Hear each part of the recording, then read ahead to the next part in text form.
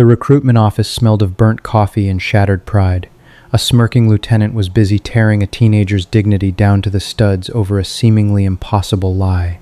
But the joke died in his throat the second the doors blew open, unleashing 200 paws and one furious mother. The air conditioning in room 412 of the Naval Administrative Annex was broken, pushing a slow, tepid breeze that smelled like floor wax and old paper. Toby sat in a chair with a split vinyl cushion. A piece of yellow foam poked through the tear, pressing into his thigh.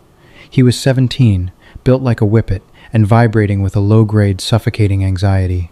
He wore a faded band t-shirt that clung to his damp shoulders. His leg bounced up and down. His sneakers squeaked against the scuffed linoleum. Squeak, squeak, squeak. Behind the oversized metal desk sat Lieutenant Griggs. Griggs had the thick, doughy neck of a man who had peaked a decade ago during a deployment he never stopped talking about.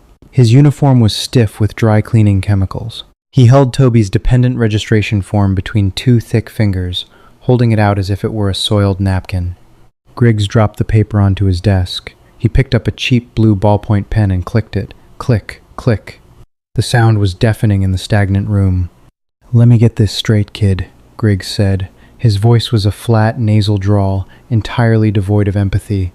He leaned back in his squeaky leather chair, letting the silence stretch out. He wanted the kid to sweat. He was a bored bureaucrat, and Toby was the afternoon's entertainment. "You're sitting in my office, trying to secure top-tier TRICARE dependent benefits. And under sponsor's billet, you wrote." Griggs put on a pair of reading glasses, holding the paper up again just for the theater of it.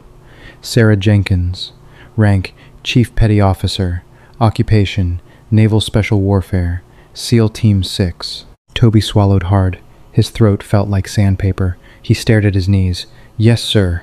Griggs laughed. It wasn't a warm sound. It was a short, wet bark that sprayed a microscopic mist of spit across his desk. "Right, and my uncle is the Queen of England." Griggs tossed the pen down. It clattered against his keyboard. "Look at me, kid." Toby forced his eyes up. He hated the way his stomach twisted. He didn't want to be a hero. He just wanted the damn health insurance card so he could pick up his asthma medication. "There are no female SEALs," Griggs said, speaking slowly as if addressing a toddler. "None. Zero. It is an administrative, historical, and biological fact. Women can enter the pipeline now, sure, but none have ever earned the trident, especially not some middle-aged, suburban mother named Sarah." Toby's fingernails dug into his palms. He tasted copper in the back of his mouth. "She doesn't talk about it," Toby mumbled, his voice cracking on the last syllable. He hated himself for the crack. He sounded weak. "It's classified. Unacknowledged." Griggs rubbed his face, dragging his hand down his heavy jowls. The sheer absurdity of the claim was insulting. Kids came in here lying about their records all the time, but this was a special breed of delusion. "Classified," Griggs mocked, dragging out the syllables. "Black Ops. Very cool. Does she parachute into hostile territory with a grocery bag? Listen to me, you little punk. I don't know what kind of stolen valor fantasy your mother has been feeding you, or if you're just making this up to bypass the standard vetting process for civilian dependents, but it stops here." The buzzing of the fluorescent lights overhead seemed to grow louder. A moth was trapped in the plastic casing, frantically beating its wings against the bulb. Toby watched it, wishing he could shrink down and join it in the fixture. "I have the paperwork right here," Toby said, though his voice lacked conviction. He gestured to the battered manila folder on Griggs' desk. "You have a pile of redacted garbage," Griggs countered, leaning forward. The smell of stale coffee and cheap peppermint rolled off his breath. "I ran her social, Sarah Jenkins. She's listed as a logistics contractor. A warehouse manager, Toby. She counts pallets of MREs and boots. She's a glorified clerk." Toby felt the blood rush to his cheeks, hot and prickly. For a terrible, terrifying second, a crack of doubt formed in his own mind. Was it a lie? His mother's long absences? The locked, heavy-duty Pelican cases in the garage? The way she woke up screaming in the middle of the night, thrashing against invisible enemies in the dark? The scars. The long, jagged white line cutting across her ribs that she said came from a car accident that he knew never happened. Was she just a clerk? Was she crazy? "She's not a clerk," Toby whispered, sounding more like he was trying to convince himself than the lieutenant. "She's a liar," Griggs said bluntly. He didn't care about the kid's feelings. The military didn't have room for coddling. He pulled his keyboard close and started typing aggressively. The loud, mechanical clacking filled the room. And I'm rejecting this application. In fact, I'm flagging her file for fraudulent claims. You know, falsifying federal documents is a felony, right? Toby panicked. His chest tightened, the familiar constriction of an impending asthma attack wrapping around his lungs. Wait, please. Just let me call her. I'll go. He started to stand up, his chair scraping loudly against the floor. He wanted to flee. The humiliation was a physical weight, pressing him down.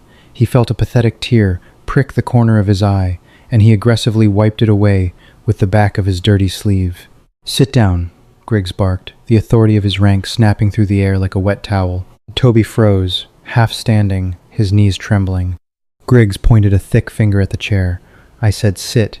I am not done with you. You come into my office, waste my time with this stolen valor bullshit, and you think you can just walk out? Toby slowly sank back onto the cracked vinyl cushion. The foam bit into his leg again. The room felt impossibly small. The walls were a sickly mint green, peeling at the corners. He stared at the floor, his breathing shallow and rapid. He was failing. He couldn't even defend his own mother against a desk jockey. The shame was suffocating. He wished his mom was here, but she was out at the warehouse. Then the floorboards vibrated. It wasn't a sound at first. It was a feeling. A low, rhythmic tremor moving through the concrete foundation of the annex. Griggs stopped typing, his thick fingers hovering over the keys. He frowned, looking up at the ceiling as if the AC unit was about to drop. Then came the sound. The clicking of nails. Hundreds of them. A strange, chaotic percussion tapping against the hallway linoleum, accompanied by a collective, heavy panting that sounded like a bellows working a furnace. It was a dense, earthy sound, entirely out of place in the sterile, bureaucratic hallway. Griggs stood up, annoyed. What the hell is that? Are they doing an inspection? Toby didn't answer. He was staring at the frosted glass of the office door. Shadows were moving behind it, a mass of dark shapes shifting in the corridor. The brass doorknob turned. The door didn't just open, it was shoved inward, with a heavy, deliberate force. The first thing to enter was a nose, a massive black and tan snout, scarred across the bridge, attached to a German shepherd the size of a small wolf. The dog wore a heavy tactical harness made of Kevlar and worn leather. A thick carabiner clicked against a metal D-ring. The dog didn't bark. It stepped into the room, its amber eyes locking immediately onto Griggs. It let out a low, rattling growl that made the cheap tin trash can next to the desk vibrate. Griggs stumbled back, his heavy office chair rolling away and slamming into the filing cabinet. Hey, get that animal out of. He didn't finish the sentence. More dogs poured in. They flowed into the cramped office like water breaching a dam. 3, then 6, then a dozen. They pushed past the first dog, fanning out with terrifying, silent precision. These weren't pets. They carried the distinct, musky odor of working dogs, a smell of wet fur, dried mud, and raw discipline. They were all German shepherds, all heavily muscled, all wearing variations of tactical gear. Toby pulled his knees up to his chest, pressing himself into the back of his chair. The dogs ignored him entirely. They filled the corners of the room, sitting on their haunches. The sheer volume of them was absurd, suffocating. The office was barely big enough for a desk and 2 chairs, and suddenly it held an absolute wall of canine muscle. Through the open door, the hallway was packed with them. Dozens more, sitting in perfect silence. 50 dogs, sitting in a bureaucratic annex, panting in unison. Then the sea of dogs parted. Sarah Jenkins walked into the room. She didn't look like a superhero. She looked exhausted. She wore faded denim jeans stained with axle grease at the knees, a plain black t-shirt, and scuffed combat boots. Her hair was pulled back into a messy bun, graying at the temples. A jagged white scar cut through her left eyebrow, breaking the line of hair. She smelled like gun oil, rain, and cheap gas station coffee. She didn't yell. She didn't swagger. She walked with a terrifying economy of motion. Every step was deliberate.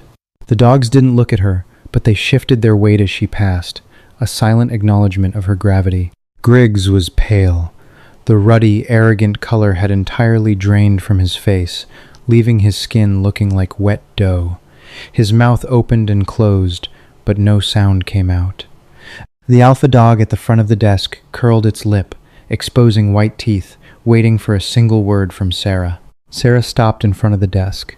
She didn't look at Griggs immediately. She looked at Toby. She saw his red eyes, the way his shoulders were hunched, the nervous tremor in his hands. A dark, quiet fury settled over her features. She reached out and rested her hand flat on the top of Griggs's metal desk. The metal groaned slightly under her weight. "Lieutenant Griggs," Sarah said. Her voice was barely above a whisper, raspy and dry. It was the voice of someone who had shouted over rotor wash and gunfire for a lifetime, and now chose to conserve her words. "I understand there's a problem with my boy's paperwork." Griggs looked from her face, to the scarred alpha dog, to the hallway overflowing with silent, staring shepherds. He swallowed loudly. The condescending bureaucrat was gone, replaced by raw, primal panic. "Ma'am, the system," Griggs stammered, his eyes darting frantically. He was sweating now, dark patches blooming under his arms. "The database says you're a logistics contractor." I follow the database." Sarah leaned in. The smell of her metallic ozone and sweat washed over him. "The database," she whispered, "tells you what you have clearance to know. The fact that I just walked through a secure naval facility with 50 retired Tier 1 working dogs, and no one stopped me, should tell you what you don't." She tapped her index finger against the rejected form on his desk. "Approve the file, Griggs, or I'll leave the dogs here. They haven't had their morning run." Lieutenant Griggs stared at the thick, scarred index finger pressing down on his desk. The fingernail was clipped short, the cuticle ragged and dry. Beside it, the alpha German shepherd let out another breath, a hot, wet gust that smelled of raw meat and copper. The dog's ears were pinned flat against its skull. It wasn't growling anymore. It was just waiting. The silence in room 412 was absolute, save for the collective, rhythmic panting of 50 massive chests expanding and contracting in the hallway. Toby sat frozen in the cracked vinyl chair, his fingers gripping the plastic edges so hard his knuckles ached. His lungs felt tight. The familiar, panicked wheeze of his asthma was creeping up his throat, but he didn't dare move to reach into his pocket for his inhaler. He felt completely untethered from reality. The woman standing beside him, smelling of ozone and dried sweat, had the same graying hair and the same tired eyes as the woman who had burned his toast that morning. But the posture was entirely alien. Sarah's shoulders were relaxed, dropped low, her center of gravity rooted deep into the floorboards. She wasn't angry. Anger was erratic. She was a sheer, immovable wall of intent. Griggs's eyes flicked to the computer monitor.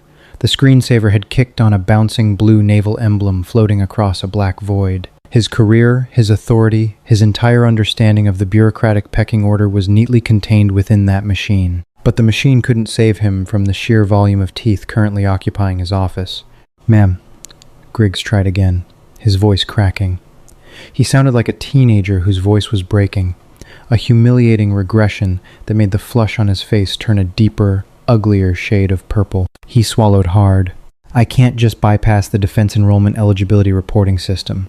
It requires a supervisor's override for Tier 1 dependency codes when the primary file is masked. It's a hard lock in the software." Sarah didn't blink. She slowly lifted her hand from the desk and reached into the front pocket of her grease-stained jeans. Griggs flinched, pulling his shoulders up to his ears, a pathetic, involuntary reaction. The alpha dog tracked Griggs's sudden movement, its jaw snapping shut with an audible hollow clack. Sarah pulled out a heavy, matte black smartphone. It wasn't a standard civilian model. It was encased in a thick, rubberized shell with a recessed screen. She tapped a single button on the side. She didn't look at the screen. She just held the device out, placing it flat on the paperwork that Griggs had tossed aside minutes earlier. "Pick it up," Sarah said. The command was flat, devoid of any emotional weight. Griggs stared at the phone as if it were a live grenade. A single bead of sweat detached from his hairline, carving a wet track down his temple, past his ear, and into the stiff collar of his uniform. His hand trembled as he reached across his desk.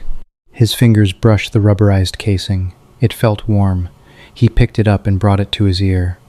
"Lieutenant Griggs, sir," he whispered into the receiver, his eyes darting frantically toward the door where the wall of fur and muscle sat unblinking. Toby watched the lieutenant's face. He saw the exact moment the man's soul seemed to leave his body. Griggs didn't speak, he just listened. The color drained from his cheeks, leaving him a sickly, chalky white. The doughy arrogance that had filled the room just 10 minutes prior evaporated, replaced by a hollow, terrified obedience. The voice on the other end of the line was tinny and indistinguishable to Toby, but the cadence was sharp, rapid, and heavily accented with unquestionable authority. "Yes, Admiral," Griggs choked out. His vocal cords sounded like they were coated in sand. "Understood. Yes. Immediately. I apologize, sir. I wasn't aware of the restriction codes." The phone clicked. Griggs lowered it, his hand shaking so violently he almost dropped the heavy device onto his keyboard. He pushed it back across the desk towards Sarah, not making eye contact. He looked at the keyboard, his thick fingers hovering over the keys, paralyzed by a sudden, overwhelming realization of his own insignificance. "The paperwork, Griggs," Sarah reminded him. Her voice was barely a murmur, yet it cut through the heavy, stale air of the office with surgical precision. Griggs snapped out of his stupor. He lunged for his computer mouse, violently shaking it to banish the screensaver. He pulled up Toby's file, his fingers flying across the keys with desperate, clumsy speed. He hit the backspace key 3 times to correct a typo. Clack, clack, clack. The sound was sharp and frantic. Toby finally drew a shaky breath. His chest rattled. He slowly reached into his faded jeans, his fingers wrapping around the smooth plastic of his albuterol inhaler. He pulled it out, brought it to his lips, and pressed the canister. The sharp hiss of the medication filled the small space, loud and intrusive. Sarah's eyes flicked to him. For a fraction of a second, the cold, lethal operator vanished. Her gaze softened. The tight line of her jaw relaxed, and Toby saw his mother again, the woman who stayed up late, rubbing his back when his lungs refused to cooperate. She gave him a microscopic nod, a silent reassurance that grounded him. Griggs yanked open his top desk drawer. The metal track screeched in protest. He pulled out a heavy, self-inking stamp and a red pen. He grabbed Toby's application, flattening the creased edges with his sweating palms. He signed his name at the bottom, the signature a jagged, hurried scrawl, completely unlike the precise penmanship he had used earlier in the day. He positioned the stamp over the blank box at the top right corner of the form. He pressed down. Ka-chunk. The mechanical sound echoed in the small room. He pulled the stamp away, revealing a crisp, bold, black word. Approved. Griggs didn't say a word. He slid the piece of paper across the desk, pushing it toward the edge until it hung halfway off, directly in front of Sarah. He kept his eyes fixed firmly on his own hands, which were now folded tightly in his lap, the knuckles white. He looked defeated, small, and utterly broken. Sarah didn't smile. She didn't gloat. She calmly picked up the paper, folded it in half with deliberate precision, and slid it into the back pocket of her jeans. She retrieved her phone from the desk. "Have a good afternoon, Lieutenant," Sarah said. Sarah turned on her heel. It wasn't a military about-face, just a smooth, efficient pivot. The alpha dog at the desk immediately stood, its heavy tail dropping low, a sign of transition rather than submission. It fell in line beside her left leg, its shoulder perfectly aligned with her knee. "Toby, let's go," she said, her voice gentle but firm. Toby scrambled out of the chair. The split vinyl cushion let out a long, pathetic hiss as his weight left it. He stumbled slightly, his legs feeling like jelly. He clutched his inhaler in one hand, keeping his head down as he moved to follow her. He didn't want to look at Griggs. He didn't want to look at the dogs. He just wanted to be outside, in the sun, away from the smell of burnt coffee and fear. As Sarah reached the doorway, the sea of German shepherds moved. It was a terrifyingly synchronized action. There was no barking, no jostling for position. 50 dogs simply stood up in unison, a wave of dark fur and tactical nylon rippling down the narrow corridor of the Naval Administrative Annex. They parted, creating a narrow path straight down the center of the hallway. Sarah walked into the corridor, Toby trailing close behind her, practically stepping on the heels of her combat boots. The dogs fell in behind them, a silent, heavy rear guard. The walk through the annex was a surreal blur. Office doors that had been firmly shut were now cracked open, pale faces peering out through the narrow gaps. Navy clerks in pristine white uniforms stood pressed against the cinder block walls, making themselves as thin as possible, their eyes wide with shock and confusion. No one spoke. The only sounds were the heavy, rhythmic click of claws on linoleum, the collective panting of the pack, and the squeak of Toby's worn-out sneakers. Squeak, click, pant, squeak. Toby felt a profound, heavy weight in his stomach. The humiliation he had felt in Griggs's office was entirely gone, replaced by an overwhelming sense of awe and a sharp, terrifying realization. His mother wasn't just a soldier, she was a ghost.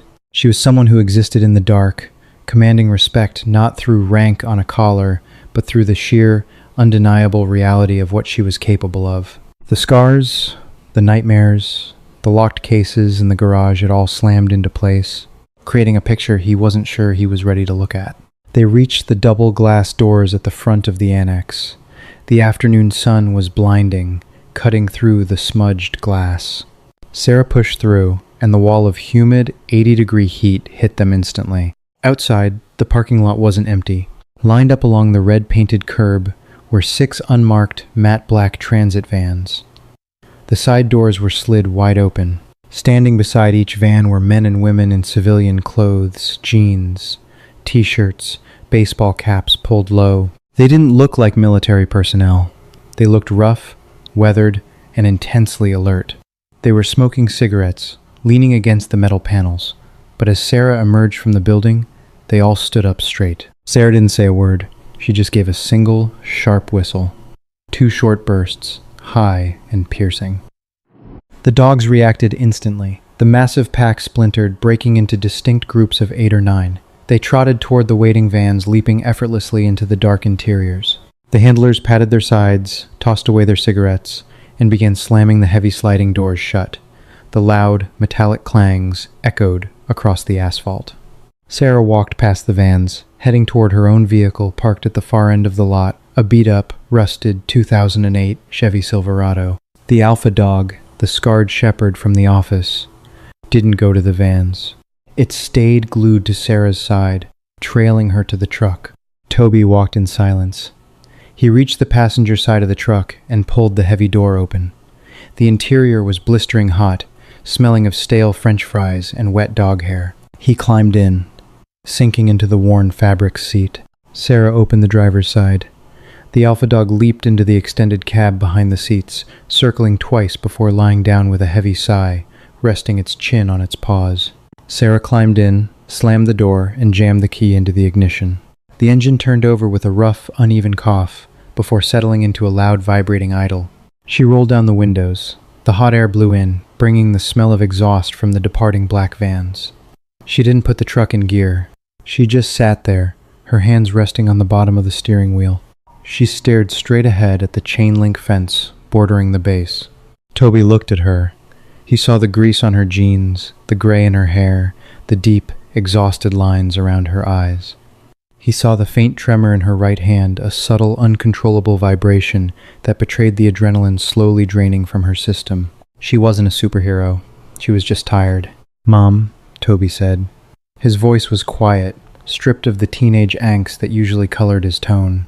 Sarah didn't look at him immediately. She took a slow, deep breath, letting it out through her nose. When she finally turned her head, her eyes were soft. "Did you get your paperwork?" she asked.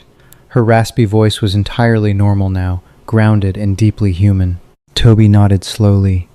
He reached into his pocket and pulled out the folded, stamped form. "Yeah, I got it." Sarah reached over and ruffled his hair, her calloused palm rough against his scalp. It was a simple, maternal gesture, completely at odds with the terror she had just orchestrated. "Good," she said softly. She pulled the gear shift down into drive. "Let's go get your prescription, then we're getting tacos." Sometimes the biggest reality checks don't come from a loud argument, but from the silent, undeniable presence of truth. Sarah didn't need to raise her voice to break down a broken system. She just needed her pack. If you were blown away by this quiet, calculating takedown and the raw, unspoken bond between a mother and her son, hit that like button. Share this video with anyone who appreciates true strength, and subscribe for more intense, grounded stories.